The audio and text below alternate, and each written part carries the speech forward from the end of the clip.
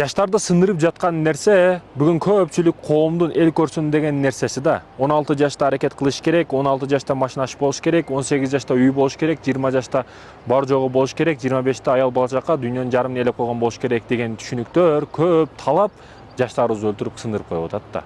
Негизи мына ушу жаба турган, абретин жаба турган кийин болсо болду. Ошондуктан да шаңдуу эмес эркектерди. Айттай жүрбөйт, майрамдай жүрбөйт, кайгылуу барды жерди карап жүргөн да. Аны акчаны кайга жеткизем, муну кайга жеткизем деп проблема үстүнө проблема. Айтайын дегеним, эркекке кыйын, эркек кишиге чындап кыйын. Аял киши көп кайгырсаңыз бир эле боласыз, болду. Эркек киши кайка дубалга ыйлайбы? Айтайын дегеним, эркек чындап кааласа каалабаса чыдашка мажбур да. Себеби жоопкерчилик бар анда. Жоопкерчилик өтө катуу.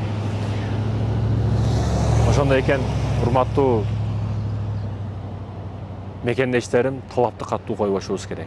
Көп баягы өлчөөлөрүбүздү туура эмес коюп алып, өзүбүздү эле кыйнаганыбыз калат. Ошондой экен, туура багытта туура ойлонойлу. Мына табиятты караңыздар. Аллах табарак ва таала жараткан табият мojиза.